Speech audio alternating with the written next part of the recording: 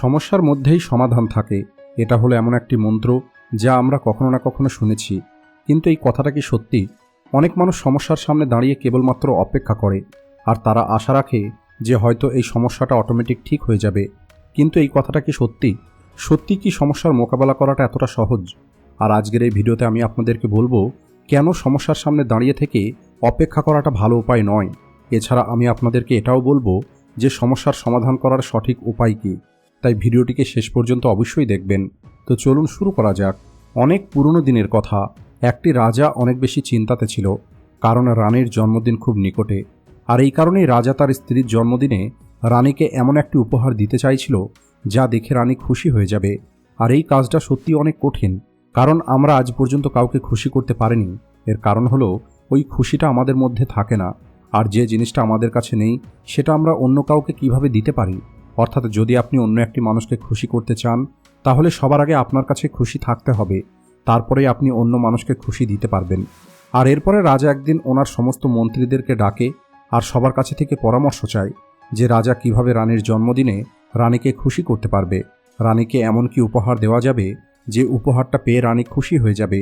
সেখানে উপস্থিত থাকা প্রত্যেকেই নিজের মনের কথা রাজাকে বলে, কিন্তু সেখানে উপস্থিত কারোর কথা রাজার পছন্দ হয়নি। আর এরপরে একদিন সন্ধ্যের সময় রাজা রথে করে কোথাও যাচ্ছিল। তখন রাজা রাস্তাতে খুবই সুন্দর একটি মূর্তি দেখতে পায়। ওই মূর্তিটাকে দেখে রাজার মনে হয়েছিল যেন এই মূর্তিটা জীবন্ত। মূর্তিটা দেখে রাজা অনেক বেশি খুশি হয়ে যায়, আর রাজা ওই মূর্তিকারের কাছে গিয়ে পৌঁছায়।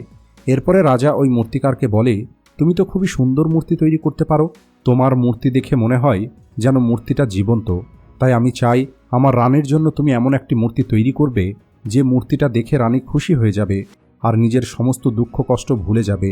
আর যদি তুমি এমনটা করতে না পারো, তাহলে আমি তোমাকে মৃত্যুদণ্ড দিয়ে দেব। রাজার মুখে এই কথাটি শুনে ওই মূর্তিকার একটু ভয় পেয়ে যায়। মূর্তিকার রাজাকে মানাও করতে পারছিল না, আর এই কারণেই না চাইলেও মূর্তিকার রাজি হয়ে যায়। এরপরে রাজা ফিরে আসে। অন্যদিকে যে মূর্তিকার এতদিন পর্যন্ত অনেক খুশিতে ছিল, যে নিজের মন থেকে এতদিন মূর্তি তৈরি করেছে, এখন সে অনেক বেশি দুঃখী হয়ে যায়, আর সে অনেক ভয়ের সঙ্গে রানীর মূর্তি তৈরি করা শুরু করে। কিন্তু যে মূর্তি সে তৈরি করত, সেই মূর্তিটা দেখে এমন মনে হতো যেন ওই মূর্তিটা অনেক দুঃখে আছে। একের পর এক অনেকগুলো মূর্তি ওই মূর্তিকার তৈরি করে, কিন্তু কোনো মূর্তি এমন ছিল না যে মূর্তিটা দেখে রানী খুশি হবে। আর এটা এই কারণে হচ্ছিল কারণ ওই মূর্তিকার ভিতর থেকে অনেক বেশি দুঃখে ছিল। এদিকে রাজা ওই মূর্তিকারকে 1 সপ্তাহের সময় দিয়েছে, কিন্তু 4 দিন এভাবেই পার হয়ে যায়। এখন ওই মূর্তিকারের কাছে আর মাত্র 3 দিনের সময় আছে, যার সম্পর্কে চিন্তা করে মূর্তিকারের গলা শুকিয়ে যাচ্ছিল। এখন ওই মূর্তিকার ঠিক করে হাতুড়ি এবং ছেনি মারতে পারছিল না। মূর্তিকার তার ভবিষ্যৎটা দেখতে পাচ্ছিল। সে পরিষ্কার এটা দেখতে পাচ্ছিল যে রাজা তাকে মৃত্যুদণ্ড দিচ্ছে, আর যদি তাকে মৃত্যুদণ্ড দিয়ে দেওয়া হয় তাহলে তার পরিবারের কি হবে। এই সব কিছু ভেবে ওই মূর্তিকার অনেক বেশি দুঃখে ছিল। আর সবশেষে মূর্তিকার একটি পরিকল্পনা তৈরি করে যে মূর্তিকার তার পরিবারকে সঙ্গে নিয়ে রাত্রে গ্রাম ছেড়ে চলে যাবে। এটা ভেবে মূর্তিকার বাড়ি ফিরে আসে আর নিজের সমস্ত জিনিসপত্র গুছিয়ে নেয়, নিজের স্ত্রী ও সন্তানকে সঙ্গে নেয়। আর যখনই বাড়ি থেকে বার হতে যায়, তখন মূর্তিকার দেখতে পায় বাড়ির সামনে রাজার সিপাহী দাঁড়িয়ে আছে। এটা দেখে মূর্তিকার আরও বেশি ভয় পেয়ে যায়। মূর্তিকার বুঝতে পারছিল না যে সে কি করবে। যদি সে এখান থেকে পালিয়ে যাবার চেষ্টা করে আর ধরা পড়ে যায়, তাহলে রাজা ওই মূর্তিকারের সঙ্গে সঙ্গে তার পরিবারকেও মৃত্যুদণ্ড দিয়ে দেবে। মূর্তিকার কোনো কিছুই বুঝতে পারছিল না। তখন মূর্তিকার তার স্ত্রীকে বলে, রাজা আমাকে যে রকমের মূর্তি তৈরি করার আদেশ দিয়েছে, আমি ওই রকমের মূর্তি তৈরি করতে পারছি না, যে কারণে রাজা আমাকে মৃত্যুদণ্ড দিয়ে দেবে। এটা বলেই মূর্তিকার কান্না করা শুরু করে, আর এভাবেই রাত পার হয়ে যায়। পরের দিন সকালে ওই মূর্তিকারের বাড়িতে একটি সন্ন্যাসী ভিক্ষা করার জন্য আসে। মূর্তিকার ওই সন্ন্যাসীকে ভিক্ষা দেয়, আর মূর্তিকারকে অনেক বেশি চিন্তিত দেখে ওই সন্ন্যাসী মূর্তিকারকে বলে, আমাদের জীবনে সুখ এবং দুঃখ আসতেই থাকে, আমাদের জীবনে দুঃখ এবং সমস্যা থাকবেই, আর ওই সমস্ত দুঃখ ও সমস্যার সমাধানও থাকে। কিন্তু আমরা কেবলমাত্র দুঃখ ও সমস্যাকে দেখি, তার মধ্যে লুকিয়ে থাকা সমাধানকে আমরা কখনোই দেখার চেষ্টা করি না। যদি তুমি ভালোভাবে দেখার চেষ্টা করো, তাহলে দেখতে পাবে সমস্ত সমস্যারই সমাধান আছে। এরপরে মূর্তিকার ওই সন্ন্যাসীর পা ধরে নেয় আর হাত জোর করে মূর্তিকার বলে, গুরুজি, আপনি আমাকে বলুন আমি কি করব। রাজা আমাকে যে মূর্তি তৈরি করার আদেশ দিয়েছে, আমি চাইলেও ওই মূর্তি তৈরি করতে পারছি না। আর যদি আমি মূর্তি তৈরি করতে না পারি, তাহলে রাজা আমাকে মৃত্যুদণ্ড দিয়ে দেবে। আর তারপরে আমার পরিবারের কি হবে। এরপরে ওই সন্ন্যাসী মূর্তিকারকে বলে, চোখ বন্ধ করে নিলেই সমস্যার সমাধান হয়ে যাবে না। কারণ দুঃখ ও সমস্যাটা তোমার সামনেই দাঁড়িয়ে থাকবে, কিন্তু কর্ম করলে সব কিছু পরিবর্তন করা সম্ভব। যদি তুমি কেবল চোখ বন্ধ করে এটা ভাবো তোমার সমস্যাটা চলে যাবে, তাহলে এমনটা কখনোই হবে না। এরপরে সন্ন্যাসী মূর্তিকারের কানে কানে কয়েকটি কথা বলে আর সেখান থেকে চলে যায়। সন্ন্যাসী চলে যাবার পরে মূর্তিকার রাজপ্রাসাদে যায়, আর মূর্তিকারকে দেখে রাজা বলে, মনে হয় তুমি সময়ের আগেই মূর্তি তৈরি করে ফেলেছ। বলো ওই মূর্তিটা কোথায় আছে, আমি ওই মূর্তিটাকে দেখতে চাই। এরপরে মূর্তিকার বলে, মহারাজ, এখনো পর্যন্ত আমি মূর্তি তৈরি করিনি, কিন্তু আপনার দেওয়া সময়ের মধ্যেই আমি মূর্তি তৈরি করে দেব। তার আগে আমি একবার রানীর সঙ্গে দেখা করতে চাই, তা না হলে আমি একটি ভালো মূর্তি তৈরি করতে পারছি না। রাজা ওই মূর্তিকারের সমস্ত কথা মনোযোগ দিয়ে শোনে। এরপরে রাজা ওই মূর্তিকারকে রানীর সঙ্গে দেখা করায়। মূর্তিকার রানীর সঙ্গে দেখা করার পরে রানীকে প্রশ্ন করে, একটি স্ত্রীর জীবনের সবথেকে বড় দুঃখ কি হতে পারে? এরপরে রানী বলেন, একটি স্ত্রীর স্ত্রী হওয়াটা তার সবথেকে বড় দুঃখ। এরপরে ওই মূর্তিকার রানীকে আরেকটি প্রশ্ন জিজ্ঞেস করেন, একটি স্ত্রীর জীবনের সবথেকে বড় সুখ কি? তখন রানী উত্তর দেন, একটি স্ত্রীর জীবনের সবথেকে বড় সুখ হলো তার স্বামী এবং তার সন্তান তার কাছে থাকবে। রানীর মুখে থেকে নিজের প্রশ্নের উত্তরটা পাওয়ার পরে মূর্তিকার নিজের বাড়ি ফিরে আসে, আর এখন ওই মূর্তিকার একটি নতুন মূর্তি তৈরি করার জন্য কাজ করা শুরু করে।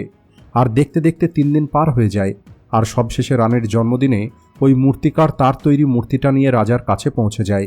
কিন্তু এখন রাজার মনের মধ্যে প্রশ্ন ছিল, জানি না এই মূর্তিকার কেমন মূর্তি তৈরি করেছে, জানি না এই মূর্তিটা রানীর পছন্দ হবে কিনা।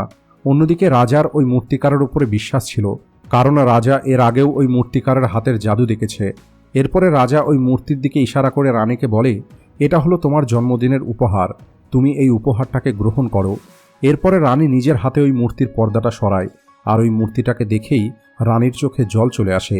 আর এটা দেখে রাজা ভাবে হয়তো এই মূর্তিটা রানীর পছন্দ হয়নি, কিন্তু তখন রানী রাজাকে বলে, এই মূর্তিকার আমার দুঃখ এবং সুখ একটি মূর্তির মধ্যেই নিয়ে এসেছে। এই মূর্তির মধ্যে আমার স্বামী আমার সঙ্গে আছে, আর আমার হাতে আমার সন্তান আছে। এর থেকে সুন্দর মূর্তি আমি আজ পর্যন্ত দেখিনি। এটা সত্যিই অনেক সুন্দর, এর থেকে সুন্দর উপহার আমার জন্য আর কিছুই হতে পারে না। আর যদি এমনটা বাস্তবে আমার জীবনে হয়ে যায় যে আমার স্বামী আমার সঙ্গে থাকবে আর আমার কাছে আমার সন্তান থাকবে, তাহলে আমি অনেক খুশি হয়ে যাব। আর এই মূর্তিটা দেখে এবং রানীর কথা শুনে রাজা নিজের ভুলটা বুঝতে পারে, কারণ রাজা নিজের রাজ্য এবং প্রজাদের কথা ভাবতে গিয়ে এত বেশি ব্যস্ত থাকত যে রাজা কখনোই তার স্ত্রীকে সময় দিতে পারত না, যে কারণে রাজার চোখেও জল চলে আসে। এছাড়া সেখানে উপস্থিত প্রত্যেকেই মূর্তিটাকে দেখে অবাক হয়ে যায়, কারণ আজ পর্যন্ত কেউ এত সুন্দর মূর্তি দেখেনি, যে মূর্তির মধ্যে সুখ এবং দুঃখ একসঙ্গেই দেখা যাচ্ছিল। এরপরে রাজা ওই মূর্তিকারকে অনেক বেশি পুরস্কার দেয় আর নিজের দরবারে তাকে জায়গা দেয়। ওই মূর্তিকার উপহারটা তো স্বীকার করে নেয়, কিন্তু সে রাজ দরবারে জায়গা নেয়নি, কেবল রাজাকে ধন্যবাদ দিয়ে সেখান থেকে চলে যায়। একইভাবে আমাদের জীবনেও সমস্যা এবং দুঃখ আসে, কিন্তু বাস্তবে এই দুঃখ এবং সমস্যাগুলো আমাদের কিছু না কিছু শেখানোর জন্য আসে। আর আমরা কেবল দুঃখ ও সমস্যাগুলোকেই দেখি, তার সমাধান খোঁজার চেষ্টা করি না।